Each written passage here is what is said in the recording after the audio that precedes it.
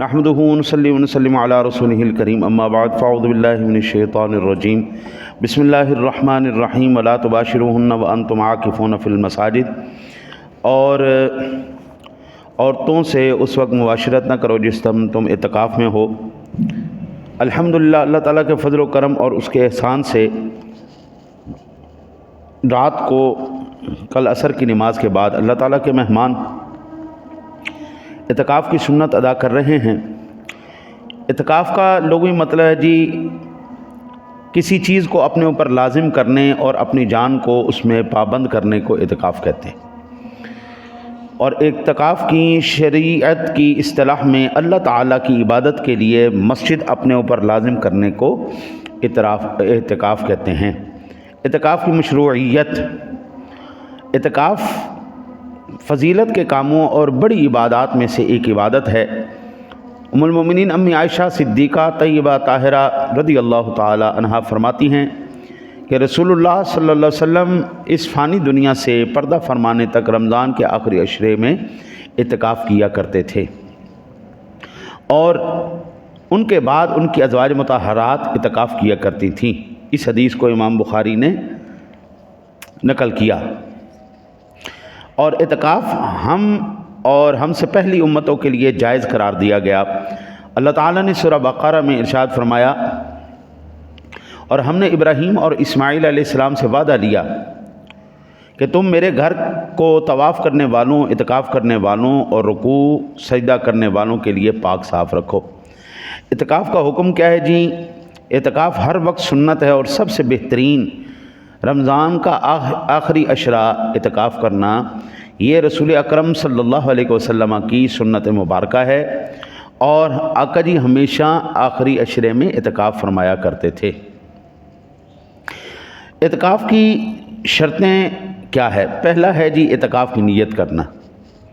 اعتکاف کرنے والوں پر لازم ہے کہ وہ ثواب اور اللہ تعالیٰ کی عبادت کی نیت سے مسجد کو لازم پکڑنے کی نیت کر لے، کیونکہ رسول اللہ صلی اللہ علیہ وسلم فرماتے ہیں انما الاعمال بالنیات، عملوں کا دار و مدار نیتوں پر ہے۔ اور دوسری شرط یہ ہے کہ مسجد میں اعتکاف کیا جا رہا ہو اس میں باجماعت نماز ہوتی ہو۔ جس مسجد میں باجماعت نماز ہوتی ہے 5 وقت کی، اس میں اعتکاف کیا جا سکتا ہے۔ اس کے علاوہ معلوم ہوا کہ مسجد کے بغیر یا علاوہ اعتکاف ٹھیک نہیں۔ اللہ تعالیٰ کا ارشاد ہے، اور عورتوں سے اس وقت مباشرت نہ کرو جب تم مسجدوں میں اعتکاف سے ہو، اور رسول اللہ صلی اللہ علیہ وسلم بھی ہمیشہ مسجد میں اعتکاف کیا کرتے تھے۔ آج کل ٹیمپریری طور پر گراؤنڈوں کو مسجد ڈکلیئر کر کے، ٹیمپریری طور پر گراؤنڈوں کو مسجد ڈکلیئر کر کے اور اس میں اعتکاف کروایا جاتا ہے، اور باقی ایام میں وہ گراؤنڈ رہتی ہے۔ ایسا نہیں ہوتا، مسجد ہمیشہ کے لیے مسجد ہے، مسجد ٹیمپریری مسجد نہیں ہو سکتی۔ یہ ٹھیک ہے کہ نماز کے اوقات میں نمازی زیادہ ہو جائیں تو گراؤنڈ میں جو ہے یا بڑی جگہ کو ساتھ جو خالی جگہ پڑی ہو وہاں پر صفحے ڈال کر نماز پڑھی جائے، وہ متصل ہو مسجد کے ساتھ، تو وہ جائز ہے۔ لیکن یہ کہ بیچ میں کوئی فاصلہ آ جائے، سڑکیں آ جائیں، ایسی صورت میں جائز نہیں ہے۔ اور اسی طرح اعتکاف کے لیے بھی یہی حکم ہے۔ گراؤنڈوں میں 5 وقت نماز تو نہیں ہوتی نا، تو گراؤنڈوں میں جب 5 وقت نماز نہیں ہوتی، اعتکاف کیسے ہو جائے گا؟ اعتکاف کے لیے مسجد کا ہونا شرط ہے، اور مسجد بھی ایسی ہو جس میں باجماعت نماز ہوتی ہو، کیونکہ اگر وہ ایسی مسجد میں اعتکاف کرتا ہے جس میں باجماعت نماز نہ ہوتی ہو تو اس سے جماعت کا ترک کرنا لازم آتا ہے، اور باجماعت نماز پڑھنا واجب ہے۔ اس کو میں کتاب الصلاۃ کے اندر، مشکوٰۃ شریف کے درس کے اندر پوری تفصیل کے ساتھ سارے احکام میں بیان کر چکا ہوں۔ دوسرا، اور اگر باجماعت نماز پڑھنے کے لیے کسی اور مسجد میں جاتا ہے تو اس مسجد سے باہر نکلنا لازم آتا ہے، جو اعتکاف کے مقصود کے خلاف ہے۔ ٹھیک ہے جی؟ اب اس مسجد میں اعتکاف کیا جائے گا جس میں نماز ہوتی ہے، اس مسجد میں اعتکاف کیا جس میں نماز نہیں ہوتی، اور نماز پڑھنے کے لیے دوسری مسجد میں جا رہا ہے تو اس مسجد سے تو نکل گیا نا۔ جب مسجد سے نکل گیا تو ختم ہوگی بات، اعتکاف مسجد سے نکل گیا ختم ہوگی بات، پھر وہ سنت اعتکاف نہیں رہے گا، وہ سنت اعتکاف ختم ہو جائے گا، پھر نفلی اعتکاف شروع ہو جائے گا۔ نفلی اعتکاف جب مرضی کرے بندہ نماز پڑھنے کے لیے آئے، نفل کی اعتکاف کی نیت کر لے، بس ختم، ٹھیک ہے، اس کو اس کا ثواب ملتا رہے گا۔ لیکن سنت اعتکاف کے لیے مسجد میں 10 دن رہنا ضروری ہے، باہر نہیں نکلنا۔ البتہ عورت کا اعتکاف ہر مسجد میں جائز ہے، چاہے اس میں باجماعت نماز ہوتی ہو یا نہ ہوتی ہو، اور یہ اس وقت ہے جب عورت کے اعتکاف کرنے سے کسی فتنے کا خطرہ نہ ہو، اور اگر کسی فتنے کا خطرہ ہو تو پھر اسے اعتکاف کرنے سے منع کیا گیا ہے۔ اور بہتر یہ ہے کہ آدمی اس مسجد میں اعتکاف کے لیے بیٹھے جس میں جمعے کی نماز ہوتی ہو، لیکن یہ اعتکاف کے لیے شرط نہیں ہے۔ اچھا جی، خواتین کے لیے سب سے بہترین، آج چونکہ دور بڑا خطرناک آ چکا ہے، حالات بہت عجیب ہو چکے ہیں، بہت عجیب ہو چکے ہیں۔ صحابہ کرام علیہ رضوان کے زمانے میں ہی، فاروق اعظم رضی اللہ تعالی عنہ کے دور مقدسہ میں ہی منع کر دیا گیا تھا اب مسجد میں عورتیں نہ آئیں۔ اماں جی عائشہ بھی کہتی ہیں کہ اگر حضور سرور دو عالم صلی اللہ علیہ وسلم حیات ہوتے تو آقا جی بھی منع کر دیتے عورتوں کو مسجد میں آنے سے۔ وہ مقامات جن مقامات میں بالکل مرد و زن کا اختلاط نہ ہو، جس میں صرف خواتین کا لیے بالکل الگ سیپریٹ سسٹم ہو، وہاں پر آ جا سکتی ہیں۔ لیکن اختلاط ہو، اب ہماری مسجد میں ایک ہی راستہ ہے، اگر ہم اوپر کا بھی نظام بناتے ہیں نا تو ہماری مسجد میں ایک ہی راستہ ہے، تو خواتین بھی آئیں گے، مرد ہیں، یہ تو اختلاط ہو گیا۔ اس سے تو فتنہ کھڑا ہونے کی جو ہے نا جی وہ بڑی زبردست قسم کی پائی جاتی۔ لہٰذا خواتین مسجد بیت کے اندر اعتکاف کریں، جو گھر کے اندر ایک کمرہ ایک جگہ مقرر کر لیں جہاں پر وہ عبادات کیا کریں اور وہیں پر وہ اعتکاف کر لیں، یہ ان کا سب سے بہترین جو ہے اعتکاف ہے۔ گھر میں ایک جگہ ایسی ہونی چاہیے کہ جس میں آپ اپنی جگہ مقرر کر لیں کہ ہم عبادات نماز وغیرہ یہاں پہ ادا کریں گے، چاہے وہ بیٹھک کر لیں تو چاہے وہ اپنا ڈرائنگ روم کر لیں، چاہے کوئی ایسی جگہ جہاں پر عبادات کا سلسلہ جاری ہوتا ہو، تو وہاں پر خاتون پھر انہی شرائط کے ساتھ، جن شرائط کے ساتھ مسجد میں معتکف اعتکاف کرتا ہے، اسی طرح خاتون اپنے گھر میں اعتکاف کریں گی۔ اچھا جی، یہ ہوگی 2 شرائط اعتکاف کی۔ تیسری شرط اعتکاف کرنے والوں کے لیے یہ ہے کہ وہ بڑی ناپاکی سے پاک ہو، بس جو آدمی حالت جنابت میں ہو اس کا اعتکاف جائز نہیں۔ اسی طرح جو عورت حیض و نفاس میں ہوتی ہے وہ بھی اعتکاف نہیں کر سکتی، کیونکہ ان کا مسجد میں ٹھہرنا جائز ہی نہیں۔ ان ایام میں اللہ تعالیٰ نے اس کو رعایت عطا فرمائی ہے، عام دنوں میں نماز بھی وہ نہیں پڑھ سکتی، حیض و نفاس کے عالم میں عورت نماز نہیں پڑھ سکتی، روزہ نہیں رکھ سکتی۔ روزہ تو فرض ہے، نماز تو فرض ہے۔ جب اللہ تعالیٰ نے ان چیزوں کو ساقط کر دیا ہے تو پھر یہ تو نفلی عبادت ہے، سنت عبادت ہے۔ فرض جب ساقط ہو گیا اور وہ وجہ سے، اور جب اس سے پاک ہو جائے تو پھر ٹھیک ہے، اس میں کوئی۔ اعتکاف کی حکمت یہ ہے کہ اس کے ذریعے آدمی دنیا سے کٹ جاتا ہے اور دنیا اور اہل دنیا کے ساتھ مشغولیت سے بچ جاتا ہے، اللہ تعالیٰ کی عبادات کے لیے فارغ ہو جاتا ہے۔ بس اعتکاف کرنے والے کو چاہیے وہ اپنے دل کو بھی اللہ تعالیٰ کی عبادت کے لیے فارغ کرے۔ اچھا، اب یہ جتنے بھی معتکف ساتھی یہاں تشریف فرما ہیں ان سب کے لیے ایک بات، اگر بغیر کوئی مقصد کے آپ یہاں باتیں کرتے ہیں تو آپ کو سخت گناہ ہوگا۔ ایویں گپا مارنی شروع کر دیں تو پھر باہر میں اور اعتکاف میں فرق کیا رہا؟ ایویں گلا۔ ان ایام میں آپ زیادہ سے زیادہ قرآن پاک کی تلاوت کریں، ذکر و اذکار آپ روزانہ صلاۃ تسبیح پڑھ لیا کریں۔ ہاں جی، آپ صلاۃ تسبیح ادا کریں، ظہر کے بعد وقت ہوتا ہے عصر تک بہت، آپ اس وقت صلاۃ تسبیح ادا کریں، ذکر و اذکار کریں۔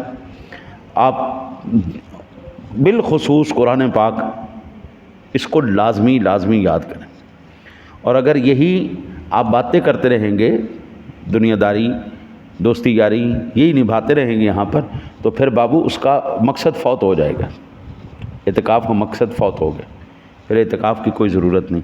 یہاں پر موبائل بیٹھ کے دیکھتے رہنا، ہاں جی، وہاں پر فلمیں ڈرامے گانے یہ چلا لینا، یہ تو ویسے ہی مسجد کے تقدس کے ہی خلاف ہے۔ کو جا کے بندہ مسجد کے اندر پھر اعتکاف کی حالت میں ایسے کبھی فیل کر رہا ہو، یہ بالکل آپ کان کھول کے سن لیں۔ جتنے بھی معتکف حضرات، بہترین آپ کے پاس موقع ہے، یہ نماز کی میں نے کتاب لکھی ہوئی ہے، اپنی نمازوں کو سیدھا کرو، سارے اپنے جو حوالے ہیں آپ ان کو پڑھو، ان کو یاد کرو، نماز سیکھو، جو مسائل ہیں آپ مجھ سے پوچھو، آپ کو جو مسائل درپیش ہیں میں آپ کو وہ مسائل عرض کر دوں گا۔ میں یہاں پہ موجود رہتا ہوں۔ قرآن پاک کے حوالے سے کوئی آپ کو، حدیث پاک کے حوالے سے کوئی آپ کو رہنمائی چاہیے تو یہ آ کر اپنی علمی استطاعت کے مطابق انشاءاللہ تعالی العزیز آپ کی رہنمائی کرتا رہے گا۔ یہ چیزیں آپ اگر کریں گے تو وہ ٹھیک ہے، اگر ان کے علاوہ کوئی معاملات کریں گے تو پھر یاد رکھیے اعتکاف کا مقصد نہیں رہا۔ پھر گھر میں آرام سے جاؤ، آرام سے رات کو گھر میں سو، وہاں پہ جا کے باتیں شاتیں کرو، سارے رشتہ داروں کے ساتھ ملو بلاؤ، ماں باپ سے اتنی دور کیوں رہتے ہو؟ معتکف کے لیے جائز چیزوں، جو جائز چیزیں ہیں، نمبر 1 ضرورت کی چیز کے لیے مسجد سے نکلنا، فنائے مسجد میں جانا جائز ہے، ٹھیک ہے نا جی؟ اچھا جی، اب یہاں پر انسانی حاجت کو پورا کرنے کے لیے بھی نکلنا، اب ظاہری بات ہے مسجدوں کے اندر باتھ روم تو نہیں ہوتے نا، باتھ روم تو باہر ہی ہوگا نا، اکثر مسجد ہمارے تو ساتھ منسلک ہے، تو جو اگر تھوڑا سا فاصلہ بھی ہو تو یہ رفع حاجت یہ ایک ضروری حاجت ہے، اس کے لیے وضو کرنا، پاکی حاصل کرنا اس کے لیے لازمی ہے، تو جا سکتے ہیں، اس میں کوئی معاملہ نہیں۔ اور اماں جی عائشہ صدیقہ رضی اللہ تعالی عنہا بیان فرماتی ہیں کہ جب رسول اللہ صلی اللہ علیہ وسلم اعتکاف میں بیٹھے ارادہ کرتے تو اپنے سر مبارک کو میرے قریب کر دیتے اور میں اس میں کنگھی کر دیتی تھی، پھر وہ انسانی حاجت کے بغیر گھر میں داخل نہیں ہوتے تھے۔ اس کو امام مسلم نے روایت کیا۔ رسول اکرم صلی اللہ علیہ وسلم کا حجرہ مبارک مسجد کے متصل تھا، مسجد کے بالکل متصل تھا، آپ کے گھر مبارک کی کھڑکی مسجد میں کھلتی تھی، تو آقا جی علیہ الصلوۃ والسلام جب آپ زلف مبارک پسند فرماتے کہ ان کو سنوارا جائے تو آپ سر انور کھڑکی سے اندر فرما دیتے، تو اماں جی عائشہ پھر آپ کی زلفوں کو یہ بھی یاد رکھیں کہ کنگھی کرتے ہوئے، بال بناتے ہوئے اپنے نیچے کو کپڑا وغیرہ رکھ لیں تاکہ بال آپ کے مسجد میں نہ گریں، بال وغیرہ یہ رسول اکرم صلی اللہ علیہ وسلم نے مسجد کے اندر کنگھی نہیں فرمائی۔ اچھا، فنائے مسجد کے اندر، وضو خانے کے اندر، باتھ روم کے اندر وقت نہیں گزارنا، حاجت پوری کرو کر کے واپس آ جاؤ۔ رسول اکرم صلی اللہ علیہ وسلم گھر میں تشریف لے جاتے، حاجت فرماتے، فوراً واپس تشریف لے آتے، وہاں پر بیٹھ کر گپے شپے ہانکنا یہ اعتکاف کی روح کو بالکل ختم کر دیتا ہے۔ دوسرا، معتکف کے لیے بال سنوارنا، کنگھی کرنا جائز ہے بشرطے کہ بال مسجد میں نہ گرے، نیچے کپڑا بچھا لیں پھر کنگھی کرنی، بلکہ وضو خانہ ہے وہاں پہ جا کے کر کے آ گئے۔ ہم یہاں پہ کوئی مقابلہ حسن میں حصہ لینے تو آئے نہیں، ضرورت ہو تو کرو، نہ ہو تو ضرورت نہیں، ٹھیک ہے نہیں؟ پھر معتکف لوگوں سے ان کے فائدے کی باتیں کر سکتا ہے، اسی طرح ان کے احوال کے بارے میں پوچھنا بھی جائز ہے، البتہ وہ اس طرح کی باتوں میں کثرت سے کام نہ لے کیونکہ اعتکاف کے مقصد کے خلاف ہے۔ دوستی یاری کا جمگٹا لگ جائے یہ اعتکاف کی روح نہیں ہے۔ آپ یہاں پہ آئے ہیں اپنی اصلاح کے لیے، اپنے دین کو سنوارنے کے لیے، دین سمجھنے کے لیے، ذکر و عبادت کے لیے، وہ کرو۔ سب سے خوبصورت ترین آپ لوگوں کے جن کو قرآن پاک نہیں آتا وہ قرآن سیکھو، قرآن پڑھو، قرآن سمجھو۔ سرور دو عالم صلی اللہ علیہ وسلم کے فعل جو اللہ تعالیٰ نے آپ کے اوپر فرائض احکام بیان کیے ہیں ان کو آپ سیکھ لیں، نماز کے بارے میں لازمی سیکھیں، روزے کے احکام سیکھ لیں۔ میں ویسے عرض تو کرتا رہتا ہوں، پھر بھی اگر آپ کے ذہن میں کوئی سوال آتا ہے تو بلا جھجک آپ مجھ سے پوچھیں، انشاءاللہ تعالی العزیز میں آپ کی قرآن و حدیث کے مطابق رہنمائی کروں گا۔ مجھے فی البدی آیا تو فی البدی جواب دے دوں گا، بصورت دیگر میں آپ کو پڑھ کے وہ مسئلہ عرض کر دوں گا۔ میں کوئی عقل کل نہیں ہوں، مجھے جب سوال کیا جاتا ہے فی البدی آئے گا تو عرض کر دوں گا، بصورت دیگر آپ کو پڑھ کے انشاءاللہ عرض کر دوں گا، غلط رہنمائی نہیں کروں گا۔ باطل چیزیں جو اعتکاف کو باطل کر دیتی ہیں، بغیر کسی ضرورت کے قصداً مسجد سے نکلنا اگرچہ تھوڑی دیر کے لیے ہی کیوں نہ ہو اعتکاف کو باطل کر دیتا ہے، کیونکہ اماں جی عائشہ صدیقہ طیبہ طاہرہ ام المؤمنین رضی اللہ تعالی عنہا فرماتی ہیں رسول اللہ صلی اللہ علیہ وسلم انسانی حاجت کے بغیر گھر میں داخل نہیں ہوتے تھے۔ آپ کا حالانکہ آپ کا گھر اور مسجد کی دیوار ایک ہی تھی، آپ کا حجرہ مبارک مسجد کی طرف کھلتا تھا، بالکل ایک ہی ساتھ تھا، لیکن حضور گھر میں بغیر کسی حاجت کے نہیں حاجت فرمائی پھر واپس تشریف لے آئے، پھر حاجت فرمائی۔ یہ حضور سرور دو عالم صلی اللہ علیہ وسلم کا عمل مبارک ہے، اور یہ مسلم شریف کے اندر حدیث پاک ہے۔ اور اس لیے بھی کہ مسجد سے نکلنا مسجد میں ٹھہراؤ اور مسجد میں رہنے کو ختم کر دیتا ہے۔ حالانکہ مسجد میں ٹھہرنا اعتکاف کا رکن ہے، تو جب رکن ختم ہو جائے گا تو اعتکاف خود بخود ختم ہو جائے گا۔ مسجد میں رہنا یہ اعتکاف کا رکن ہے، جب مسجد سے نکل گئے رکن ختم ہو گیا، اعتکاف ختم ہو گیا۔ اچھا جی، ہم بستری اعتکاف کو باطل کر دیتی ہے، اگرچہ رات کے وقت میں ہو، کیونکہ اللہ تعالیٰ سورہ بقرہ میں ارشاد فرماتا ہے وَلَا تُبَاشِرُوهُنَّ وَأَنْتُمْ عَاكِفُونَ فِي الْمَسَاجِدِ، اور اس وقت مباشرت نہ کرو جب تم مسجد میں اعتکاف کی حالت میں ہو۔ اگر مسلمان نے خاص دنوں میں اعتکاف کی نیت کی، پھر اس نے اعتکاف کو منقطع کر دیا، یعنی اعتکاف درمیان میں توڑ دیا، تو اس کے لیے اس اعتکاف کی قضا کرنا جائز ہے۔ ام المومنین امی عائشہ صدیقہ طیبہ طاہرہ رضی اللہ تعالی عنہا فرماتی ہیں جب رسول اللہ صلی اللہ علیہ وسلم اعتکاف کا ارادہ فرماتے تو صبح کی نماز پڑھ کر مسجد میں اعتکاف کی جگہ میں داخل ہو جاتے، اور رسول اللہ صلی اللہ علیہ وسلم رمضان کے آخری عشرے میں اعتکاف کیا کرتے۔ پھر حضرت زینب رضی اللہ تعالی عنہا نے بھی اپنا خیمہ لگانے کا حکم دیا، جو لگا دیا گیا، اور باقی ازواج مطہرات نے بھی اپنے خیمے لگانے کا حکم دیا، جو لگا دیے گئے۔ جب رسول اللہ صلی اللہ علیہ وسلم نے صبح کی نماز پڑھی اور خیموں کی طرف دیکھا تو ہر طرف خیمے ہی خیمے تھے، پس رسول اللہ صلی اللہ علیہ وسلم نے پوچھا کیا تم نیکی چاہتی ہو؟ پس اپنا خیمہ گرانے کا حکم دیا، جو کہ گرا دیا گیا، اور رمضان مبارک میں اعتکاف چھوڑ کر شوال کے پہلے 10 دنوں میں اعتکاف فرمایا، یعنی رمضان والے اعتکاف کی قضا کی، اور ایک روایت میں ہے کہ شوال کے آخری 10 دنوں میں اعتکاف فرمایا۔ یہاں سے ایک بات بھی پتہ چلتی، یہ چادریں لگا کر بیٹھنا یہ اس صورت میں ہے جب آپ کو بالکل ہی جو ہے نا جی تنہائی چاہیے، اور بالکل جس طرح بندہ نا جی انڈے کے اندر بند ہو جاتا ہے نا، اس طرح بند ہو کے بیٹھنا ہے تو کر لو، ورنہ آج ہم اس دفعہ تو ہم نے پہلی مرتبہ چادریں لگائی، ورنہ نہیں لگواتے۔ چادریں لگا کے بھی اندر وہی بات کرنی ہے جو بغیر چادروں کے کرنی ہے، تو پھر چادروں کا بالکل کوئی مقصد ہی نہیں ہے۔ مسجد میں آپ لوگ رہیں گے، آپ مسجد کے اندر کھانا پینا یہ سارے آپ کے معاملات یہاں پہ ہوں گے۔ اس بات کا بھی خیال رکھنا ہے کہ مسجد کو گندہ کرنا یہ بھی سخت گناہ ہے۔ ایک دن کا اگر مسجد میں آپ کی وجہ سے آیا نا تو اتنا سخت گناہ ہے جس نے مرا ہوا گدھا اٹھا کے مسجد میں پھینک دیا، اتنا سخت گناہ ہے۔ مسجد کو صاف بھی رکھنا ہے، نیچے کھانے سے پہلے آپ دسترخوان کا استعمال کریں، اور کرنے کے بعد اس مسجد کو، اس جگہ کو، اس حصے کو آپ پاکیزہ رکھیں۔ اعتکاف کرنے والا مریض کی عیادت نہیں کر سکتا، نہ ہی جنازے میں شریک ہو سکتا ہے، اور اعتکاف کی جگہ میں وہ اللہ کی عبادت کے لیے ساری دنیا سے منقطع ہو جاتا ہے۔ مریض کی عیادت کرنا بہت ثواب کا کام ہے، جنازے میں شرکت کرنا بڑے ثواب کا کام ہے، لیکن معتکف کے لیے اس کی اجازت نہیں ہے، الا یہ کہ بہت گھر والا قریبی فوت ہو گیا، بہن فوت ہو گئی، بھائی فوت ہو گیا، والد فوت ہو گیا، والدہ فوت ہو گئی، اب مجبوری ہے اس کو یہاں سے اٹھ کے جانا، اب اعتکاف توڑے گا، اگر نہیں کرتا تو اللہ اس کو اجر دے گا، اگر توڑ دیتا ہے تو پھر اس کی قضا کرے گا۔ عام بندے کے لیے چاہیے کہ وہ عیادت بھی کرے، وہ سارے سلسلے بھی کرے۔